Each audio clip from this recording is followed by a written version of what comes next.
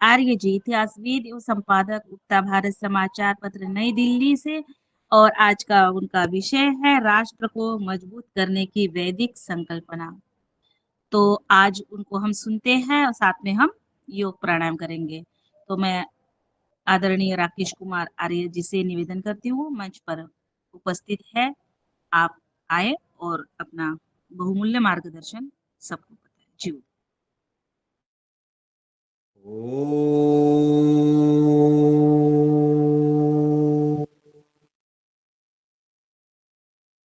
या मेधां देवगणः पितरश्चोपासते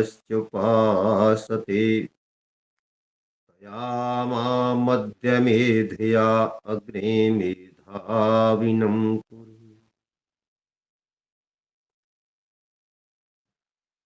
सदन में उपस्थित मातृशक्ति देवियों, भद्र पुरुषों, आज 1 जनवरी 2026 है। आज के दिन जो हमारे क्रांतिकारी वे गोकुल देव मथुरा के रहने वाले थे और उन्होंने आज 1670 में मुगल बादशाह औरंगजेब की सेना से लड़ते हुए अपना बलिदान दिया था। 1670 की उस घटना को याद करते हैं तो उस समय 1857 की क्रांति को दोहराया गया था, यानी कि उस समय भी एक ऐसी ही क्रांति हुई थी जो आपके पंजाब से चल करके गुरु गोविंद सिंह के नेतृत्व में चल करके उत्तर प्रदेश, पंजाब से निकलती हुई और बिहार तक पहुंच गई थी। पूरा उत्तर भारत और उसके बाद मध्य भारत में छत्रसाल और दक्षिण में जाकर के शिवाजी, इस तरीके से एक टिकड़ी बन रही थी उस समय। इतिहास के थपेड़ों में मूर्ख लोगों ने, भारत द्वेषी लोगों ने, भारत से शत्रुता रखने वाले लोगों ने, हमारे क्रांतिकारी आंदोलन से शत्रुता रखने वाले लोगों ने इतिहास से उन चीज़ों को निकाल दिया। आज उस पर अनुसंधान करने की आवश्यकता है। हम अपने उस वीर बलिदानी को सत सत नमन करते हैं, हृदय से उसका अभिनंदन करते हैं। आज नव वर्ष भी है, लेकिन हमारा नहीं, जैसा कि आदरणीय मेहरा साहब ने स्पष्ट कर दिया। तो इस पर तो हम कोई विशेष नहीं रखेंगे, लेकिन फिर भी मैं 4 पंक्तियां बोल रहा हूँ। नववर्ष हमारा है तो नहीं, फिर भी अभिनंदन करता हूँ। प्रीत की रीत निभाने को तुम सबका वंदन करता हूँ। नजरों को झुका के बैठ जरा, कुछ बात करो अंतर मन से। क्या किया, क्या कुछ करना है, पूछा कर अपने हृदय से। बड़ा मूल्यवान मानव तन है, बड़ा मूल्यवान मानव तन है, राकेश समर्पण करता हूँ। प्रीत की रीत निभाने को तुम सबका वंदन करता हूँ। आप सभी के लिए आंगल नववर्ष की हार्दिक शुभकामनाएं। अपने मूल विषय पर आते हैं। राष्ट्र को मजबूत करने की वैदिक संकल्पना। इन बातों से ये स्पष्ट हो जाएगा कि हमारे राष्ट्र को क्षति कहां से हुई, कौन सा वो दूषित चिंतन आया जिसने भारतीयता को विलुप्त करने का काम किया। हमको अपनी ही मेधा शक्ति से परिचित नहीं होने दिया, हमको अपनी ही विरासत से वंचित कर दिया। कुछ लोगों को परेशानी होती है कि अमुक अमुक व्यक्तियों का नाम क्यों लिया जाता, अमुक अमुक व्यक्तियों ने ही देश का किया। असली नाम तो लिया जाएगा, उसके दुष्परिणाम क्या निकले उन पर चिंतन किया ही जाएगा। देखिए, संविधान जो हमारा देश का बना, इसके चाहे कोई कितने ही गुण गा ले, परंतु इसमें कुछ मूलभूत कमियां भी रही। और जो सबसे बड़ी मूलभूत कमजोरी है वो है राष्ट्र की संकल्पना और उसको मजबूत करने की अवधारणा। इसमें कहीं नहीं दिखाई देती, कोई ऐसा चैप्टर नहीं है, कोई ऐसी धारा नहीं है, कोई ऐसा अनुच्छेद नहीं है जिसमें यह लिखा हो कि राष्ट्र को मजबूत करने के लिए ये चीजें अनिवार्य होंगी और इन इन बिंदुओं को अपना करके सरकार और देश के नागरिक कार्य करेंगे। ऐसा कहीं पर भी कोई उल्लेख नहीं किया गया। इससे स्पष्ट होता है कि हमारे देश के संविधान में, यह भी एक मीटिंग में हूं, मैं जरा करता हूं अभी मीटिंग में, मुझे स्पीच चल रही है, मैं करूंगा अभी अपनी ओर से। तो मैं कह रहा था कि हमारे देश के संविधान में ऐसी चीज नहीं लिखी गई, ऐसा कोई अनुच्छेद नहीं जोड़ा गया। बात आती है भारत का राजधर्म क्या होगा, इस पर एक अलग से इस पर एक अलग से चैप्टर होना चाहिए था। जैसे राज्य के नीति निर्देशक तत्व हैं, राज्य हमारे नागरिकों के मौलिक अधिकार हैं, हमारी प्रांतीय असेंबलियों का निर्माण कैसे होगा, राष्ट्र की यानी देश की जो केंद्रीय कार्यपालिका है उसका निर्माण कैसे होगा, न्यायपालिका का कैसे होगा, ग्राम प्रशासन कैसे चलेगा, सबके अलग अलग अध्याय दिए गए। लेकिन हमारा राजधर्म क्या होगा? अब जो अज्ञानी लोग हैं, जो ये नहीं जानते धर्म क्या है, वो राजधर्म सुनते ही विदक जाते हैं। उनको लगता है कि राजा का तो कोई धर्म ही नहीं होना चाहिए, राजनीति का भी कोई धर्म नहीं होना चाहिए। आपको याद होगा जब मोदी जी के रहते हुए, मुख्यमंत्री रहते हुए गोधरा कांड हुआ था, तो अटल जी ने कहा था कि राजधर्म निभाओ। ये दो ही शब्द थे केवल, और इन्होंने उस समय की राजनीति में भूचाल ला दिया था कि अटल जी ने क्या कह दिया। राजधर्म निभाने का अभिप्राय है कि प्रत्येक नागरिक के साथ न्याय हो, और जो बदमाशी कर रहे हैं उनको फांसी भी हो, उनको दंड भी मिले। दोनों अर्थ हैं। तो राजनीति का भी क्या धर्म होगा, ये उसमें स्पष्ट होना चाहिए था। इंद्रम वर्धन्तो अप्तुरः प्रणवंतो विस्मारियम अभ्रंतो अरावणः। ये राजनीति का धर्म होना चाहिए था कि जो संसार की सज्जन शक्ति है, जो क्रियाशील लोग हैं, उनकी वृद्धि हो। परमेश्वरीयवान लोगों का इंद्रम वर्धन्तो, इंद्र ऐश्वर्यशाली को कहते हैं। हमारा आत्मा भी ऐश्वर्यशाली है, ऐश्वर्य संपन्न है, इसलिए ये भी इंद्र है। तो कहा गया कि जो परमेश्वरीयशाली हैं, जो संसार की स्वाभाविक गति में अपने आप को सम्मिलित करने में आत्म प्रसन्नता का अनुभव करते हैं, जो संसार के सामान्य अनुक्रम को तोड़ना नहीं चाहते, उन लोगों की वृद्धि होनी चाहिए। ये राजा का धर्म है कि वो ऐसे लोगों की रक्षा करे और वृद्धि भी करे। जो गलत रास्ते पर चले गए हैं, जा रहे हैं, आतंकी घटनाएं करते हैं, राष्ट्र को तोड़ने की मंशाएं पालते हैं, राष्ट्र की बातों को बाहर जाकर के बदनामी के रूप में प्रस्तुत करते हैं, उन लोगों की बौद्धिक असंतुलन की स्थिति को ठीक करे, उनको राष्ट्र की मुख्य धारा से जोड़े, ये राजनीति का धर्म है। लेकिन ये इतने से पूरा नहीं होता।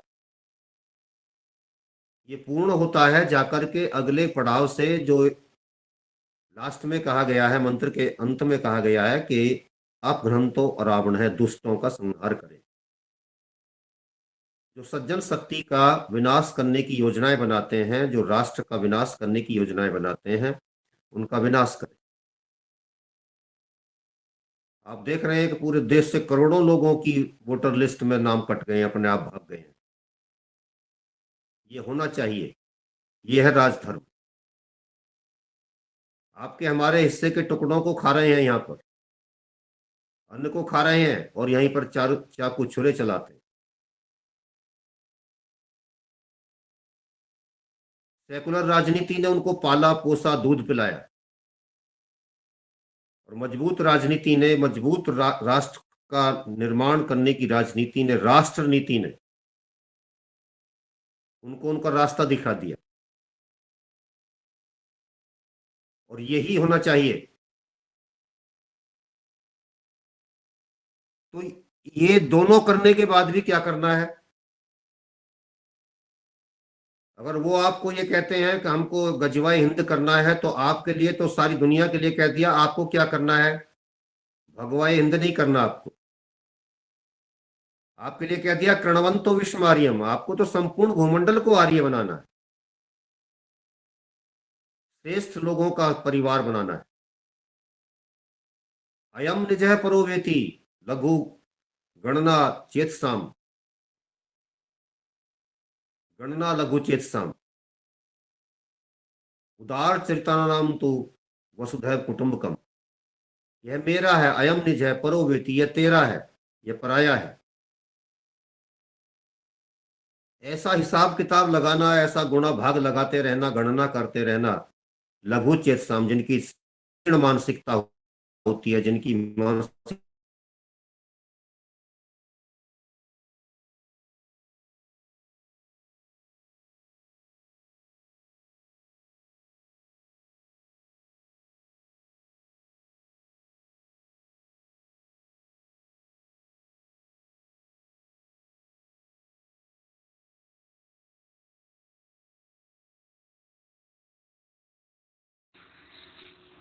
आवाज नहीं आ रही क्या सर? वसुधैव कुटुंबकम, उनके लिए तो सारी संसार ही भूमंडल ही जो है अपना परिवार है।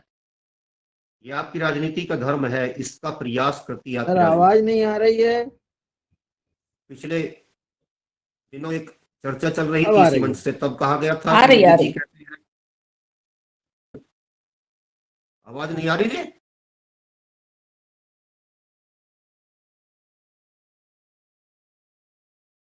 उसमें क्या बात हो गई? तो साथ चलना नहीं चाहते। बात तो उनकी है, उनकी ओर से कितने ऐसे संकेत आते हैं कि हम साथ चल। आज आ रही है, आवाज आ रही है सर। उनको साथ लेकर के चलना अच्छी बात है, लेकिन वो भी तो साथ चलें और साथ लेकर के चलें। उससे राष्ट्र की मजबूती बनती है। एक पक्षीय संकल्पना नहीं बन सकती, एक पक्षीय विचार नहीं बन सकता। तो वेद ने इस विषय में क्या कहा कि राष्ट्र किन बिंदुओं को अपनाने से मजबूत हो जाता है? देखिए, हमको हमारी अपनी मौलिक संस्कृति से दूर कर दिया गया। एक ही डंडे से हाँकते हुए कह दिया गया कि ये तो पिछले दिनों की, बीती हुई दिनों की भाषा है, इसकी तरफ मत जाइए। वेद में कोई चिंतन नहीं है, वेद में कोई ज्ञान विज्ञान नहीं है। और हमारा दृष्टिकोण और हमारी दृष्टि पश्चिम की ओर को कर दी गई कि इधर को देखिए, इधर से आएगा ज्ञान का सूर्य, जो उगता हुआ आएगा। अरे दुनिया में ही सूर्य पूरब से निकलता है, तुम पश्चिम से कैसे निकाल रहे हो भाई? तो ज्ञान का सूर्य तो पूरब में है, और यहीं से निकला है और यहीं से फैला है। तो वेद के ऋषि ने इस पर चिंतन करते हुए हमको बताया कि राष्ट्र को मजबूत करने के लिए केवल 7 बातों पर ध्यान देना है। वेद का एक एक मंत्र तो बीज है ही, एक एक शब्द भी बीज है। और यदि उसका विस्तार करोगे तो जैसे हाथ पर रखा हुआ एक बरगद का छोटा सा बीज हजारों हजारों बरगदों को तैयार करने की क्षमता रखता है, वैसे ही एक एक शब्द अपने आप में बरगद की भांति क्षमता रखता है। पूरे संविधान को खंगाल लेना, वेद का एक ये मंत्र पूरे संविधान पर हावी पड़ जाएगा। राष्ट्र की क्या संकल्पना हो सकती है, उसको मजबूत करने की क्या अवधारणा हो सकती है, क्या चिंतन हो सकता है। और ये पूरा मंत्र नहीं है, पूरा मंत्र भी आधा मंत्र केवल बोल रहा हूं। ऋषि ने कहा कि सत्यम व्रत ऋतम उग्रम दीक्षाम तपो ब्रह्म यज्ञ। ये उन्होंने कहा और आगे कहा पृथ्वीम धारयन्ति, पृथ्वी को धारण करने के लिए, राष्ट्र की संकल्पना को मजबूत करने के लिए आपके पास में एक संपत्ति होनी चाहिए, एक संपदा होनी चाहिए, वो चिंतन की संपदा, वो आपके राष्ट्रवादी व्यक्तित्व की संकल्पना। और वो क्या है? सत्यम। देश के नागरिकों को अपने देश और राष्ट्र के प्रति सच्ची भावना से समर्पित होना चाहिए। उसमें कोई दोगलापन नहीं होना चाहिए। उसमें ये बात कभी नहीं आनी चाहिए कि मेरा तो पर्सनल लॉ लागू होगा,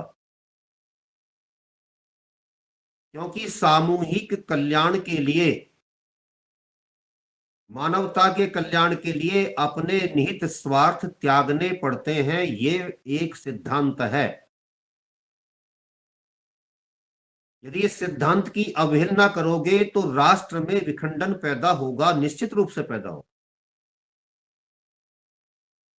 जब आप पिता होते हैं तो आप अपने स्वार्थों को त्याग देते हैं, और जब सैलरी लेकर के घर में प्रवेश करते हैं तो उस दिन जब आपकी धर्मपत्नी कहती हैं कि अमुक अमुक चीजें घर में समाप्त हो रही हैं, तो आप कहते हैं चलो ले आइए। आपकी इच्छा तो ठीक है, एक जर्सी लाऊंगा, पैंट बनवाऊंगा, फला करूंगा, वो करूंगा, लेकिन आपने देखा कि अच्छा ये सब जरूरी है, कोई बात नहीं, पैंट अगले महीने देखेंगे या फला चीज अगले महीने देखूंगा अपने लिए। आपने अपना स्वार्थ त्याग दिया परिवार के लिए। जब परिवार में रहते हुए हम इस प्रकार की बातें कर सकते हैं, माता भी ऐसी करती हैं। परिवार में रहते हुए अपनी चीजों को त्याग देंगी, संतान के लिए त्याग कर देंगी। जो अच्छे परिवार होते हैं वो समय आने पर वहां पर संतानें भी ऐसी होती हैं कि अपना स्वार्थ, अपना सुख त्याग करके माता पिता के प्रति समर्पित हो जाएंगे। इसका अभिप्राय हुआ कि यदि शांति रखनी है, स्थिरता रखनी है, सद्भाव रखना है, समभाव रखना है, तो त्यागने की प्रवृत्ति अपनानी पड़ेगी। इदम न मम इदम राष्ट्राय इदम न मम, राष्ट्र के लिए, मेरे लिए नहीं है। इदम प्रजापतये इदम न मम, यह प्रजापति के लिए है, मेरे लिए नहीं है। ये जो मेरा मेरा का भाव है, मम भाव जो है, ये समभाव में परिवर्तित करना है। इसलिए मेरा कानून चलेगा, मेरी बात चलेगी, मेरा पर्सनल लॉ आएगा। ये समझो राष्ट्रघाती चिंतन है। और जो इस पर दूध चढ़ाते हैं कि हाँ हाँ ठीक है, मान लीजिए ये अल्पसंख्यक है ना, मान लीजिए इनकी बात को, ठीक रहेगा, अच्छा रहेगा, उनके चिंतन को भी हमको राष्ट्रघाती लोगों का पोषण करने वाले लोगों में सम्मिलित करना चाहिए। वो लोग भी किसी दृष्टिकोण से राष्ट्र के हित में बात करने वाले लोग नहीं माने जाने चाहिए। राष्ट्र के लिए समर्पित व्यक्तित्व वही होता है जो कहता है कि नहीं, सामूहिक कल्याण के लिए अपनी बातों को पीछे हटाना पड़ेगा, हमको ऑल ओवर चिंतन करना है, सबके लिए सोचना है, और सबके लिए सोचना है तो फिर अपनी अपनी बातों को निकालिए इसमें से। कल को इसी बात पर लेकर के संसार में, समाज में, राष्ट्र में लोग कहेंगे कि मेरी जाति का ये कानून है, इसको मानिए, मेरे समाज का ये कानून है, इसको मानिए, मेरे गांव का ये कानून है, इसको मानिए, मेरी अपनी मान्यता ये है, इसको मानिए। फिर क्या होगा? राष्ट्र के टुकड़े कितने भागों में होंगे? जातियों के आधार पर देश बटेगा क्या फिर? तो ये कहा गया इस मंत्र में, इस मंत्र के केवल एक शब्द को पकड़ लिया जाए। वो कह रहा है कि सत्यम होना चाहिए, यानी कि सच्ची भावना से समर्पित होना चाहिए सभी को। और इसका जरा विस्तार दीजिए इसी बात पर। एक लेख नहीं तैयार हो जाएगा, एक पुस्तक तैयार हो जाएगी। कितने कितने पाप इस देश में इस बात को लेकर के किए गए हैं, कितने कितने पाप इस राष्ट्र में अपनी अपनी मान्यताओं को लागू करवाने के लिए किए गए हैं कि मेरी शरीयत लागू होनी चाहिए, मेरा पर्सनल लॉ लागू होना चाहिए। उससे कितना टूटन फूटन इस देश में हुई है, जरा उस पर विचार कीजिए। ये सारा का सारा जो कुछ भी हो रहा है, उस विखंडन को रोकने के लिए वेद के ऋषि ने कहा कि सत्यम, सच्ची भावना से राष्ट्र के प्रति समर्पित होना चाहिए। जो लोग इस भाव से समर्पित नहीं रहते हैं, वे अपने देश या राष्ट्र की क्षति कर बैठते हैं या उसे पतन के गर्त में गिरा देते हैं। तो राष्ट्र को मजबूत करने के लिए इस चिंतन पर हमको काम करने की आवश्यकता है। इसी पर वेद ने कहा कि सत्य नोत्तभिता भूमि, अर्थात यह भूमि सत्य के सहारे टिकी है, दूसरों के कल्याण के लिए अपने आप को समर्पित करने की भावना के साथ टिकी है। यदि आप इस बात पर चिंतन करते हुए राष्ट्र के लिए समर्पित होकर के काम करते हैं, तो आपकी नजरों में सावरकर जी हो, राम प्रसाद बिस्मिल हो, सरदार भगत सिंह हो, सारे के सारे वो क्रांतिकारी उठ करके खड़े हो जाएंगे जिन्होंने राष्ट्र के लिए काम किया था। हमारे आपके सामने जरा विचार कीजिए कितना बड़ा धोखा हमारे साथ हो गया। जिन लोगों ने राष्ट्र के विखंडन के लिए काम किया था, जो तुष्टीकरण की बात कर रहे थे, वो सत्ता में आकर के बैठ गए। और दुनिया का कोई भी संविधान, जितना आज के संसार में जितने संविधान आपको मिलते हैं, वो सारे के सारे खूनी संविधान है। आप रूस का इतिहास उठा करके देखिए, करोड़ों लोगों को मारने वाले लोगों ने संविधान बना दिया। जिन्होंने करोड़ों लोगों को मारा था, उन्होंने वहां का संविधान लिख करके तैयार किया और अपने आप को संविधान से बाहर कर लिया, संविधान की सीमाओं से बाहर कर लिया। हम पर कोई कानून लागू नहीं होगा क्योंकि हम तो ईश्वर ने बना करके भेजे हैं। राज करना हमको, हमको राज करना है।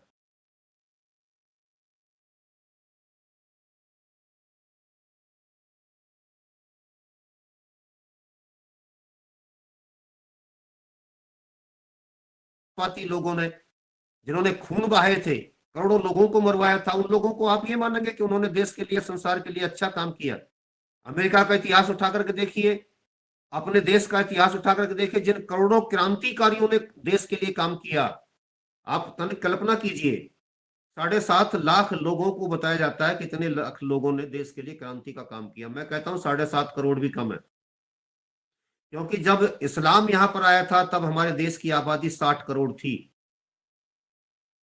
और इस्लाम के आने के बाद में जब अकबर यहां पर शासन कर रहा था तो हमारे देश की आबादी 20 करोड़ थी। 40 करोड़ लोगों को कौन खा गया?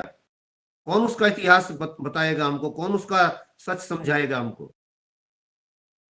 मैं एक जगह पढ़ रहा था, उसने बताया, मेरे पास वो पुस्तक है, उसमें लिखा, उन्होंने बताया कि हमारे देश में मुसलमानों के रहते हुए 50 करोड़ हिंदुओं का कत्ल किया गया।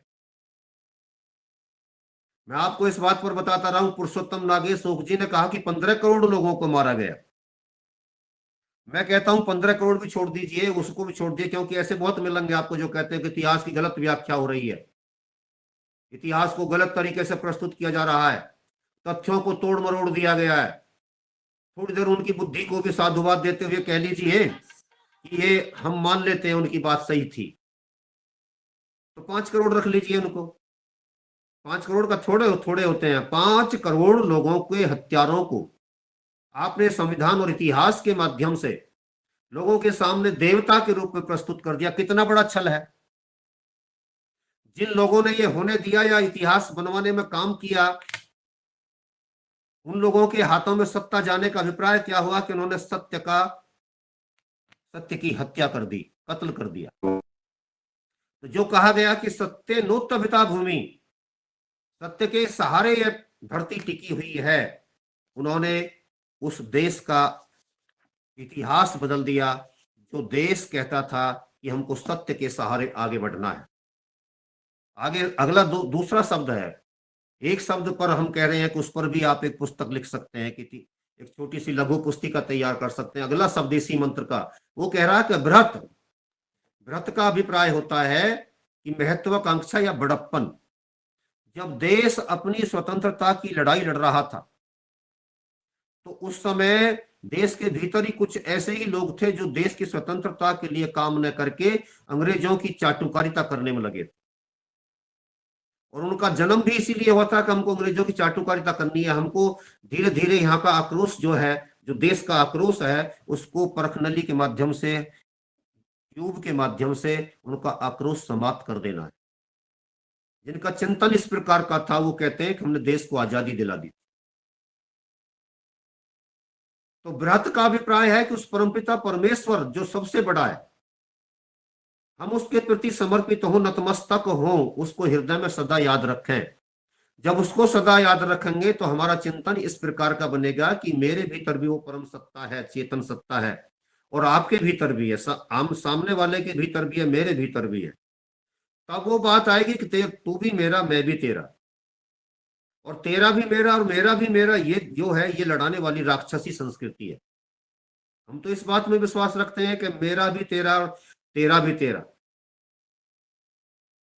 इस भाव को, इस ऊंचाई को जरा स्थापित करने का प्रयास तो कीजिए।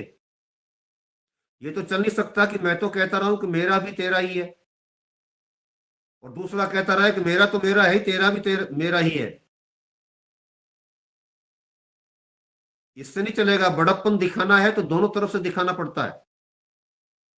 अब जो इस भाव से अपने आप को राष्ट्र की मुख्यधारा के साथ जोड़ने में अपने आप को असमर्थ पाते हैं, उनको फिर कानून के माध्यम से सही रास्ते पर लाना पड़ता है।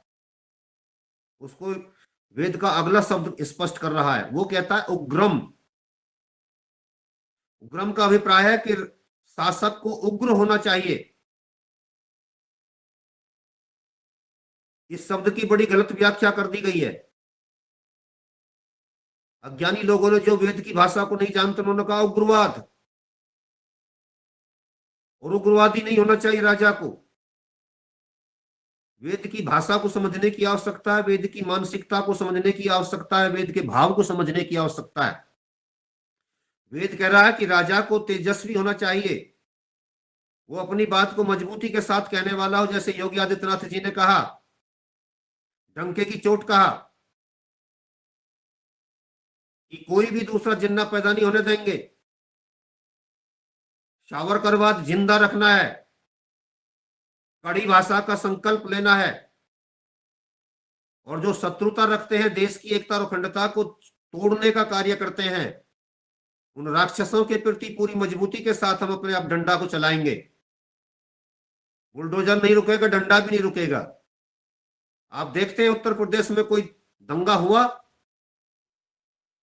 तो उनको सीधा करने के लिए जो राष्ट्र और समाज को तोड़ते हैं, इस तरीके की उग्र भाषा का, कड़ी भाषा का, जिनको कहते हैं कड़े शब्दों का प्रयोग करने वाला राजा को होना चाहिए। जो सावरकर जी ने कहा था कि युद्ध नहीं, बुद्ध नहीं, युद्ध चाहिए। गांधी जी सत्यमेव से काम नहीं चलेगा, शस्त्रमेव से काम चलेगा। शस्त्रमेव जयते बोलिए, वो दिखाना पड़ता है। नीति निश्चित रूप से वही होनी चाहिए कि हम अहिंसावादी हैं। नीति सचमुच वही होनी चाहिए कि हम प्रेम करने वाले हैं। लेकिन प्रेम एक पक्षीय नहीं चलेगा, अहिंसा का विचार एक पक्षीय नहीं चलेगा। जो अहिंसा में विरोध डालते हैं, व्यवधान डालते हैं, उनके प्रति हिंसक होना पड़ेगा। ये राष्ट्र नीति है, और इस राष्ट्र नीति का पालन करना पड़ेगा। तो इन्होंने कहा कि रितम, वेद का अगला शब्द है रितम। ऋतम का अभिप्राय होता है कि ऋतु के अनुकूल जो ऋतु के जो नियम है, इसका अभिप्राय होता है ब्रह्मांडीय व्यवस्था। ब्रह्मांडीय व्यवस्था का अभिप्राय है कि सूर्य जहां आज निकला है, जिस समय निकला है, वहीं सृष्टि के प्रारंभ में निकल रहा था, और वहीं जब सृष्टि का अंत होगा उस दिन भी आज के दिन इसी समय निकलेगा। ये सृष्टि के अटल नियम है। आपने दिल्ली की कभी कुतुब मीनार को देखा हो? कुतुब मीनार नहीं है वो वेधशाला है। उसमें जो मेहराब दिए गए हैं, पिलर्स जो गए हैं बनते हुए नीचे से ऊपर तक के लिए, वो 28 हैं। और 28 का अभिप्राय होता है 28 नक्षत्र। 28 नक्षत्रों में से एक नक्षत्र हमारे आज के पंडितों ने भी गायब कर दिया, लेकिन वो 28 नक्षत्र होते हैं। उनका वेधशाला थी वहां पर, और ये वराह मिहिर की वेधशाला थी। उसी के साथ लगता हुआ एक शहर है, कस्बा है, उपनगरी है दिल्ली की, जिसको आप हम सब लोग बोलते हैं मेहरौली। वो मेहरौली नहीं थी, वो जैसे आज हम सब देखते हैं जजेस कॉलोनी होती हैं, ऑफिसर्स कॉलोनी होती है शहरों में, एडवोकेट्स कॉलोनी, टीचर्स कॉलोनी, ऐसे लोग नाम रख लेते हैं जिसमें अधिकतर वही लोग रहते हैं जिनके नाम से वो कॉलोनी बनी होती है। वैसे ही मिहिर के नाम से ये मिहिरावली बनाई गई थी। मिहिरावली जैसे दीपावली होती है, दीपावली का अभिप्राय तो दीपों की पंक्ति। तो यहाँ पर मिहिर की पंक्ति का अभिप्राय था कि जो खगोलविद और अंतरिक्ष विज्ञानी थे, वो सारे के सारे एक स्थान पर लाकर के दिल्ली में यहाँ बसाए गए थे, इंद्रप्रस्थ में। तो उनके नाम से ही इस उपनगरी का नाम हो गया था मिहिरावली। इतने खगोलविदों का, अंतरिक्ष विज्ञानियों का केंद्र था ये। तो वो यहाँ से खगोल की, विज्ञान की तैयारी यहाँ से करते थे। सारे संसार को यहाँ से बताया जाता था कि सूर्य की गति क्या रहेगी, धरती की गति क्या रहेगी, चंद्रमा की क्या, और दूसरे ग्रहों की क्या। कितना बड़ा अंतरिक्ष विज्ञान आपके पास में था। जरा उस पर चिंतन कीजिए, जरा उस पर विचार कीजिए, तो हमको मालूम पड़ेगा कि हमारे ऋषि कितने सत्य अभिलाषी थे, सत्यानुसंधानी थे, सत्यान्वेषी थे, सत्य का अन्वेषण करने वाले थे, सत्य शोधक थे। ऋतु के नियमों का, ब्रह्मांडीय व्यवस्था का सारा ज्ञान विज्ञान उनके पास में था। इसका अभिप्राय हुआ कि हमारे देश में सत्य शोधक, सत्यान्वेषी वैज्ञानिक भी होने चाहिए, तब कोई राष्ट्र मजबूत बनता है। आपके देश के वर्तमान प्रधानमंत्री जी ने देश की मजबूती को ध्यान में रखते हुए अब आज आपके यहाँ पर हथियार भी बन रहे हैं, दूसरे काम भी हो रहे हैं। जो हम दूसरों से कमीशन की चक्कर में दूसरों से हथियार लिया करते थे, आज वो हमारे दरवाजे पर आकर खड़े हो रहे हैं, हमको भी हथियार दे दो। तो जब तक ये सत्य अनुसंधान नहीं चलेगा, जब तक आपके पास में ये सारे सत्य अनुसंधान करने वाले वैज्ञानिक नहीं होंगे, तब तक कोई राष्ट्र मजबूत नहीं हो सकता। उदाहरण आपके सामने है कि आज आपके राष्ट्र की सीमाएं सुरक्षित हैं। आज आपकी बात को, क्योंकि आपके हाथ में डंडा है, आपके हाथ में रितम का डंडा है। रितम का अभिप्राय सत्य अनुसंधानी लोगों का, वैज्ञानिकों का पूरा चिंतन आपके पास में। अमेरिका का वैज्ञानिक, नासा का वैज्ञानिक आपके वैज्ञानिकों की इसरो की तरफ देखता है।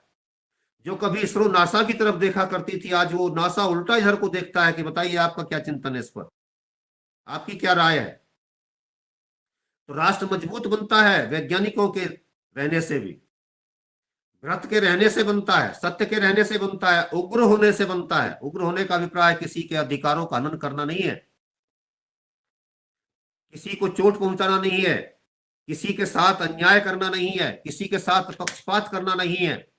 उग्र होने का अभिप्राय है कि अपनी बात को स्पष्टता के साथ रखना, मजबूती के साथ रखना, बेहिचक रखना, बेझिझक रखना,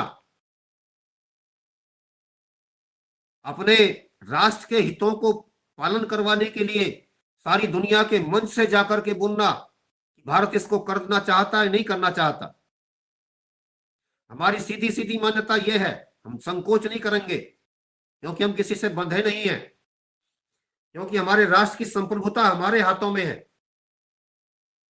हम दीनता के वचन नहीं बोलेंगे मंचों से जाकर के, मिलॉर्ड मुझे दे दीजिए, हमको दे दीजिए, ये नहीं चलेगा। हमारा अधिकार है, हम लेंगे उसको अपने।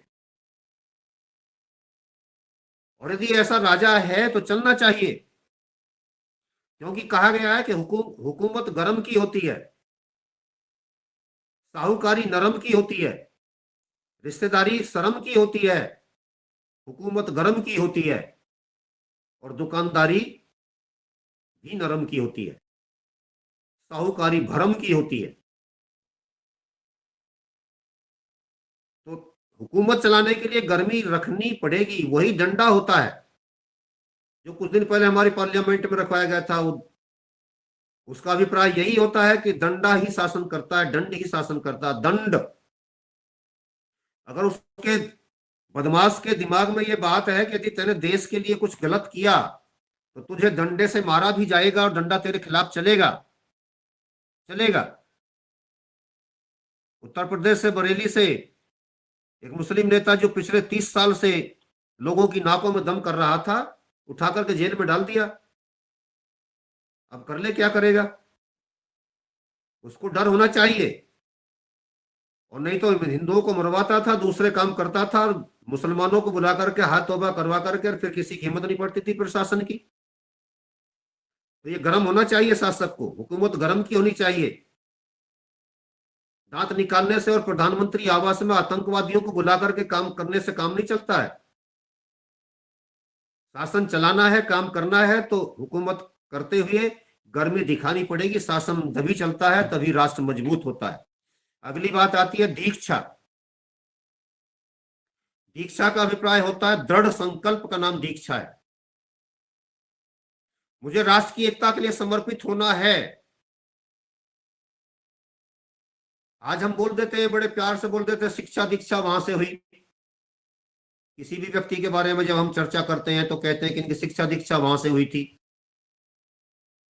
शब्द की गरिमा क्या है, शब्द का महत्व क्या है, शब्द का औचित्य क्या है, शब्द कहां से चला है, उसका अभिप्राय क्या होगा, बिना सोचे समझे बोल देते हैं। दीक्षा का अभिप्राय दृढ़ संकल्प, मैं राष्ट्र के लिए समर्पित रहूंगा, मैं अपने धर्म के लिए, वैदिक मान्यताओं के प्रति समर्पित रहूंगा, मैं राष्ट्र की एकता और अखंडता को बनाए रखने के लिए समर्पित रहूंगा। जब ये भाव आएगा तो तब समझा जाएगा कि आप दीक्षित हैं। दीक्षित लिखने से काम नहीं चलेगा, पीछे लिख लिया दीक्षित नाम। दीक्षित होने के लिए दक्ष होना पड़ेगा, दृढ़ संकल्पी होना पड़ेगा, तब राष्ट्र मजबूत बनता है। किसी को दीक्षा देना, दीक्षित करना या दक्ष कर देना का अभिप्राय है कि उसे दृढ़ संकल्पित कर दिया गया है। तो हमारे आचार्यों का काम हुआ करता था। आज आचार्यों के हाथों से डंडा छीन लिया गया, वो किसी को दंड नहीं दे सकते। हम और आप गार्जियन के रूप में अपने आप ही न्यायालय में चले जाते हैं, इस टीचर को बर्खास्त करो क्योंकि इसने मेरे बच्चे से ये कह दिया, चांटा मार दिया, हिंसा कर दी। अरे उसको सीधा करने के लिए उसको अधिकार देने पड़ते थे। हमारे यहाँ क्या कहा जाता था? कहते थे कि मैं गधा दे रहा हूं, गधा से इंसान बना के मुझे दे देना, जैसे चाहो वैसे कर देना, ये सब आपके सुपुर्द है। और वो भी किस तरीके से पिटाई करता था? जैसे कुम्हार करता है, कुम्हार मटके की पिटाई करता है, भीतर से हाथ लगा लेता, बाहर से थपकी मारता, जोर जोर से मारता, जोर जोर से मारता है, और धीरे धीरे वो मिट्टी मटके में बदल जाती है। यही स्थिति हमारे लिए थी। हमारे गुरुजी के पास में ये अधिकार होते थे। आज गुरुजी उल्टे बच्चों से डर रहे हैं, चाकू छुरे चला रहे हैं वहां जाकर। तो जो इस तरीके के भाव लेकर के वहां से निकल रहे हैं, जो गुरु को डरा करके निकल रहे हैं, क्या वो दीक्षित हो गए? क्या वो दक्ष हो गए? वो कौन सा संकल्प लेकर के निकल रहे हैं जो उनका अपना उधम मचाने का संकल्प है? अभी 4 जनवरी को हम एक कार्यक्रम कर रहे हैं। उस कार्यक्रम की तैयारियां एक विद्यालय में की जा रही हैं। अच्छा विद्यालय है, बड़ा विद्यालय है, नाम का विद्यालय है। उसका हॉल देखने के लिए और कुछ दूसरी तैयारियों के लिए हम वहां गए थे। वहां पर लड़के लड़कियों की एक्टिविटीज को देख करके शर्म को शर्म आ जाएगी। उनके मैनेजमेंट के लोग, दूसरे लोग हमारे साथ खड़े थे, सब उधर से नजरें छुपाए बैठे थे। क्या वो दीक्षित हो गए? क्या उनको दक्ष कहा जाएगा? बिल्कुल नहीं कहा जाएगा। मैं बड़ा हो जाऊंगा हॉस्पिटल बनाऊंगा, इतनी लूट मचाऊंगा, ट्यूशन के लिए सेंटर खोलूंगा, इतनी लूट मचाऊंगा। कौन सा संकल्प लेकर के निकल रहे हैं? दीक्षित नहीं है।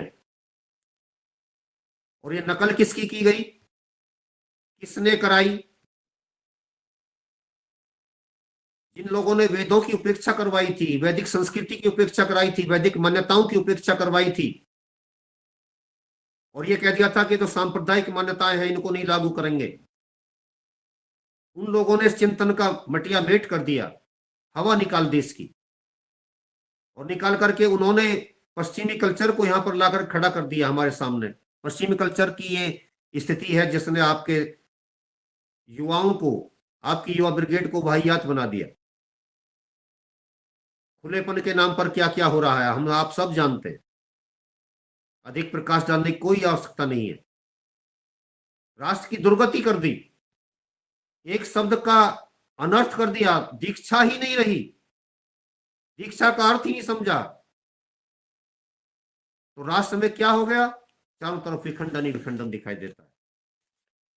समय थोड़ा रहता जा रहा है, मैं 2-3 शब्द रह रहे हैं, बस इन पर बात रख करके बात खत्म करता हूं। तप, तप का अभिप्राय होता है द्वंद्व सहन, तितिक्षा या तपस्या। और तपस्या का अभिप्राय है कि गर्मी सर्दी को सहन करना। आपके लिए कोई व्यक्ति कुछ गलत कह रहा है, उसको भी सहन करना, और सहन करने के बाद में संतुलन बना करके समाधान निकालना। एक तो सहन कर लिया कि कमजोर थे इसलिए मजबूरी है, क्षमा चाहिए उस भुजंग को जिसके पास गरल हो, उसको क्या जो अति विनीत, विनम्र और सरल हो। क्षमा भी उसी को अच्छी लगती है जिसके पास गरल हो, यानी कि जहर हो, उस भुजंग को, उस सांप को। तो यहां पर तप के लिए कहा गया तपस्वी होना चाहिए, द्वंद्वों को सहन करने की क्षमता होनी चाहिए, और द्वंद्वों को सहन करके उसमें से निकलने की क्षमता उसकी होनी चाहिए। तब राष्ट्र महान बनता है। प्रत्येक व्यक्ति थोड़ी सी विषम परिस्थिति में उखड़ जाए, छोटी छोटी बातों पर आज देखते हैं आप, किसी की गाड़ी से लग गई, 100-200 का नुकसान हुआ, 500 का नुकसान हुआ, 1000 का नुकसान हुआ, उसमें मारपीट शुरू हो जाती है। सारा समाज के लोग वहां पर वीडियो तो बनाने लगते हैं, छुड़ाने कोई नहीं जाता, पता नहीं क्या बात हो जाए, मजबूरी होती है, मेरे आपके सामने भी हो सकती है, चाकू चल जाए, गोली चल जाए। ये जो उग्रता बनी हुई है, ये जो इस तरीके की स्थिति बनी हुई है, आतंकी सोच बनी हुई है, अमर्यादित आचरण चारों तरफ फैला हुआ दिखाई देता है, ये तपस्या के न होने के कारण है।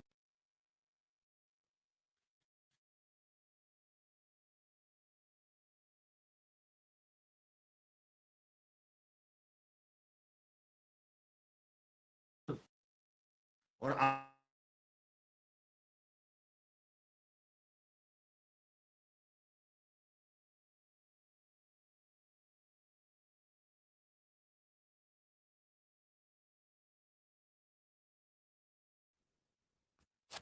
आपकी आवाज नहीं आ रही है सर। अभी भी दिक्कत है जी। तो ब्रह्म का अभिप्राय होता है, ब्रह्मचर्य का अभिप्राय है कि मैं आत्मज्ञान को प्राप्त करने वाला बनूं। मैं कौन हूं, कहां से आया हूं, और मुझे करना क्या है, ये मुझे इसमें देखना है। अगला शब्द है अंतिम, मैं जल्दी में बात को समाप्त करता हूं। यज्ञ, यज्ञ, यज्ञ का अभिप्राय होता है कि मैं दूसरों के कल्याण के लिए जीवन भर काम करता रहूंगा। मैं फिर कहूंगा कि यह भी बात एक पक्षीय नहीं चलेगी। राष्ट्र का प्रत्येक नागरिक इसी बात से संकल्पित होना चाहिए कि मैं सबके कल्याण के लिए काम करूंगा। मैं यज्ञ की भावना को अपने आप में स्वीकार करता हूं, अपने हृदय में अंगीकार करता हूं। जब इस प्रकार की भावना प्रत्येक नागरिक की बनेगी तो राष्ट्र मजबूत होगा। इसीलिए यह कहा गया है कि यज्ञ जो है इस सृष्टि की नाभि है, इसका सेंट्रल पॉइंट है। यज्ञ नाभि कहने का अभिप्राय हो गया कि जितनी मर्यादाएं हैं वो सब की सब यज्ञ से ही निकलती हैं, यज्ञीय भावना से ही निकलती हैं। मैं संसार के लिए उपयोगी बनूं, मैं संसार के लिए कल्याणकारी बनूं, मैं संसार के लिए शिव शक्ति को जागृत करने वाला बनूं। ये सारी जो सोच है, ऐसी इस प्रकार का जो चिंतन है, उससे राष्ट्र महान बनता है। जब राष्ट्र के नागरिक इन 8 चीजों को, इन 8 शब्दों को, पूरा मंत्र मैंने व्याख्यात नहीं किया है, मैंने केवल 8 शब्द लिए हैं, और जब किसी राष्ट्र में इस प्रकार के विचार लेकर के लोग आगे बढ़ते हैं तो राष्ट्र मजबूत बनता है। इससे अलग कोई दूसरी संकल्पना राष्ट्र के लिए नहीं हो सकती। वेद का एक मंत्र उसका भी आधा हिस्सा, और वो भी पूरे राष्ट्र को मजबूत करने की अवधारणा दे रहा है। ऐसा हमारे संविधान के किसी भी अनुच्छेद में स्पष्ट नहीं किया गया है कि राष्ट्र मजबूत कैसे बनेगा और उसका आधार हम कौन कौन सी चीजों को लेकर के चलेंगे। ऐसा कोई चिंतन इस हमारे संविधान में नहीं है। तो मैं इन्हीं शब्दों के साथ वाणी को विराम देता हूं। ओम शांति।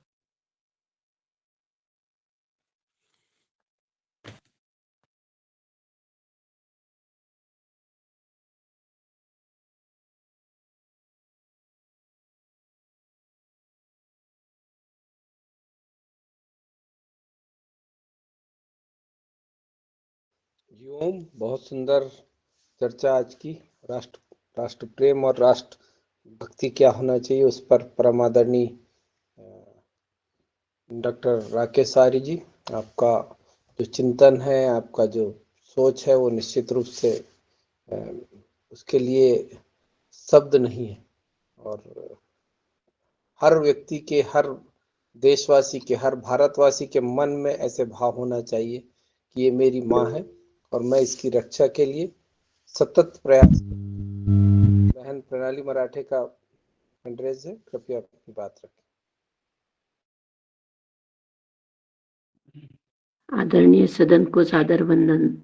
आदरणीय राकेश भैया, आपका जो वक्तव्य है वो राष्ट्र के लिए बहुत प्रेरणादायी है। मेरे मन में एक ही प्रश्न बार बार उठता है कि आपने बताया कि आज की जो युवा पीढ़ी है वो बखिल गई है, उनके मन में राष्ट्र प्रेम, राष्ट्र भाव नहीं है, व्यसनाधीनता की ओर ज्यादा से ज्यादा समाज का आकर्षण है। उनको राष्ट्र के प्रति जो प्रेम है, राष्ट्र निष्ठा है, उससे बहुत बहुत कोसों दूर है। तो बार बार लगता है कि ये कैसा, ये इनमें राष्ट्र भक्ति कैसी पैदा होगी, राष्ट्र के लिए राष्ट्र प्रेम उनमें जागृत होना, यही बड़ी बात लगती है। ओम, ये समस्या बार बार मन को सताती है, इसलिए मैंने मंच के सामने ये मेरा विचार रखा। ओम, सादर वंदन, प्रणाम।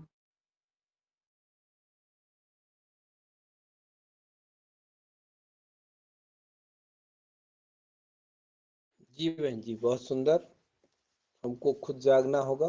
पेरेंट, जो माता पिता है, वो अगर बच्चों को अच्छी शिक्षा दें तो निश्चित कहीं ना कहीं चीजें अच्छी होगी। और रंजना बहन जी हैं? जी जी जी। तो आदरणीय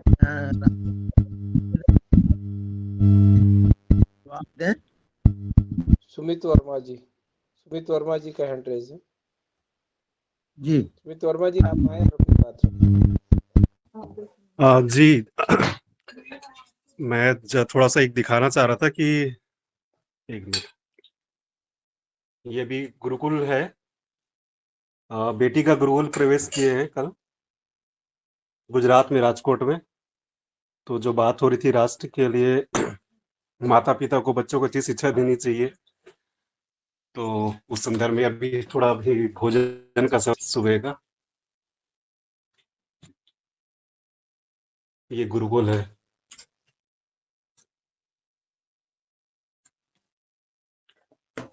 जी धन्यवाद। आदरणीय डॉक्टर साहब आगे बात। जी, बहुत सुंदर चर्चा। हम आदरणीय पवन सर को आमंत्रित करते हैं कि आप आए और आज के वक्तव्य पर अपनी बात रखें। आदरणीय पवन सर।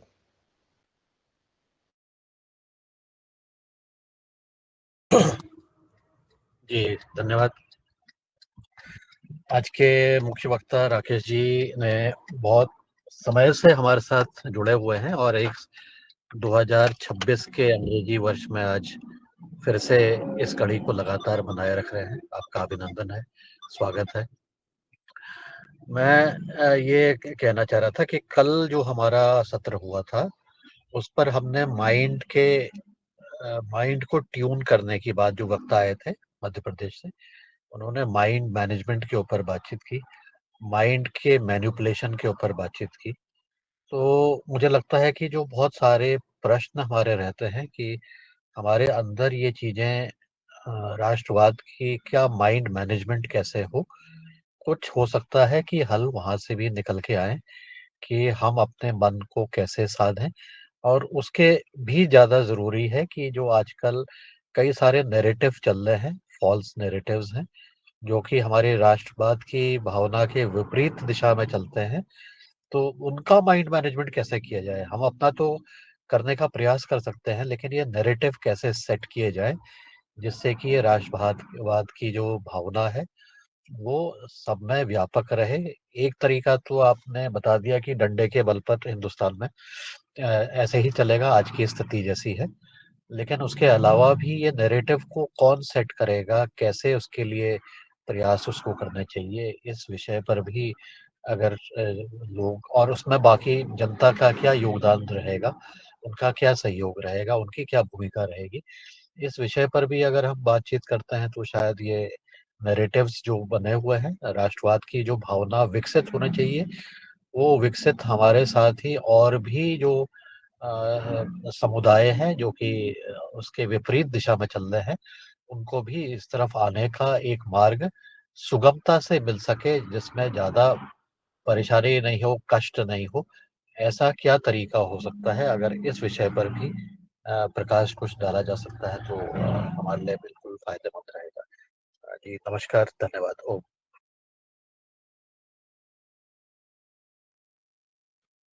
आदरणीय पवन सर के लिए सादर नमस्ते। मंगल नववर्ष की आपके लिए भी शुभकामनाएं।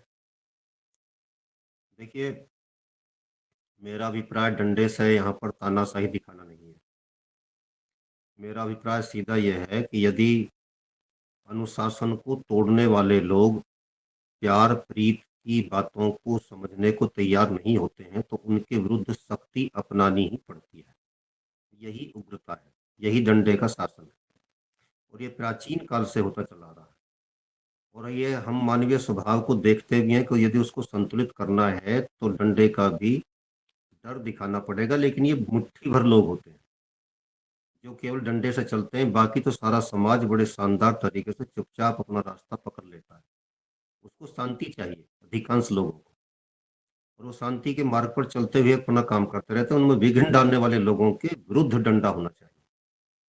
यदि हम अपने सिलेबस में वैदिक सिद्धांतों को, वैदिक मान्यताओं को और अपने अन्य जो हमारे वैदिक दृष्टिकोण से लिखे गए ग्रंथ हैं, उनकी कथा कहानियों को प्रस्तुत करें और सिलेबस में लाएं, और यदि उन्हीं को फिर हम टीवी चैनलों के माध्यम से प्रस्तुत करें, समाचार पत्रों के माध्यम से भी प्रस्तुत होने चाहिए। मैं ये नहीं कह रहा कि सारी की सारी वही चीज़ें आती रहेंगी और मनोरंजन की चीज़ें या दूसरी चीज़ें आएंगी नहीं, खेल जगत कुछ नहीं होगा, होगा, लेकिन मेन फोकस हमारा उस पर होना चाहिए।